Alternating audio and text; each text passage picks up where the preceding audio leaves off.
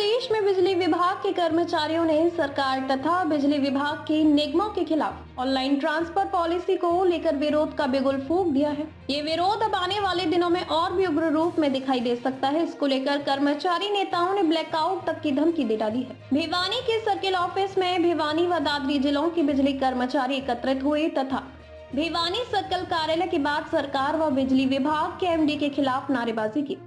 कर्मचारी नेताओं ने ऑनलाइन ट्रांसफर पॉलिसी को वापस लिए जाने की बात कही तथा कहा कि बिजली विभाग को चाहिए कि बिजली कर्मचारियों को बेहतरीन उपकरण व सुविधाएं दे ताकि कर्मचारियों की कार्य के दौरान जान बच सके। जबकि ऑनलाइन ट्रांसफर पॉलिसी में कर्मचारियों को बदला जाने से उन्हें नई जगह की कई टेक्निकल बिंदुओं का पता नहीं होता तथा उनकी जान जा सकती है। कर्मचारी नेता बल्लू मामला व राजकुमार सांगवान ने कहा कि उनकी बिजली मंत्री अनिल विज से मुलाकात हो चुकी है। अगर उनकी मांग नहीं मानी गई तो 30 दिसंबर को पंचकुला में बिजली विभाग ने विभिन्न निगमों के एमडी दफ्तर का घेराव कर दिया है, जिसके बाद 7 जनवरी को हिसार सर्किल के एमडी ऑफिस का घेराव किया जाएगा। इसके बाद 20 जनवरी को पूरे हरियाणा प्रदेश से कर्मचारी बिजली विभाग के प्रधान एसीएस के कार्यालय के बाहर प्रदर्शन करेंगे तथा ऑनलाइन ट्रांसफर पॉलिसी का विरोध जताएंगे।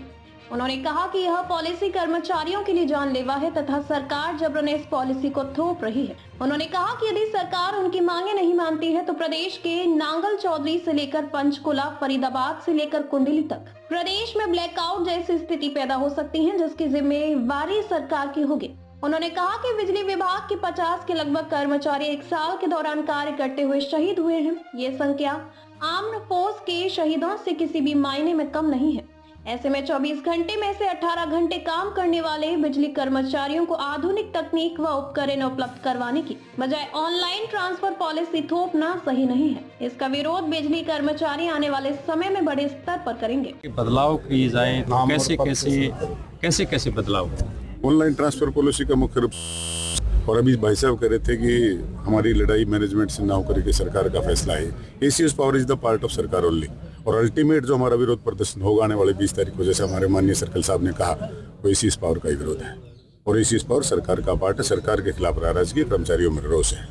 क्योंकि आप अगर एजुकेशन डिपार्टमेंट से अगर बिजली बोर्ड को आप कंपेयर करते हो तो मेरे ख्याल it is entirely different, job profile entirely different. हमारा कर्मचारी तो 24 में से 18 घंटे जिंदगी और मौत से जूझता है। कर्मचारियों का एजुकेशन डिपार्टमेंट मेरे ख्याल, मुझे नहीं लगता कि जान को किसी प्रकार रिस्क है। उसी तरह पर उसी ट्रांसफर ऑनलाइन ट्रांसफर पॉलिसी को आप बिजली बोर्ड जैसे डिपार्टमेंट में, जिसका एक काम करने का जो तरीका है वो यूनिक है बाकी डिपार्टमेंटों से, क्योंकि यह हर कदम पर रिस्क किया। आप देखिए पिछले 1 साल के आंकड़े उठाइए, 50 जवान हमारे शहीद हो गए। 50 I think so armed forces में भी नहीं होगा 50 की शहीद रेशियो अगर आप बिजली बोर्ड का देखें तो। कहाँ से उन 50 आदमियों परिवारों का क्या होगा? बंदा चला जाएगा। हमारे नए एलएम लगे थे 2022 में, वो कितने एक्सीडेंट हो गए, ना उनकी एस ग्रेसिया ना उनकी पेंशन है, उनके बच्चे कहाँ जाएंगे? तो इस बारे में आप कह रहे थे कि सरकार से, मंत्री से मीटिंग होगा। अभी किसी प्रकार की कोई मीटिंग नहीं हुई है। सरकार अपने फैसले पर अडिग है।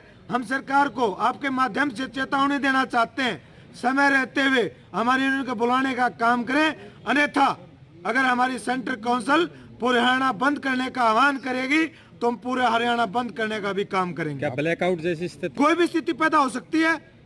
अगर हमारे कर्मचारियों की जान जाएगी, हम हमारे कर्मचारियों की जान किसी कीमत पर जाने नहीं देंगे।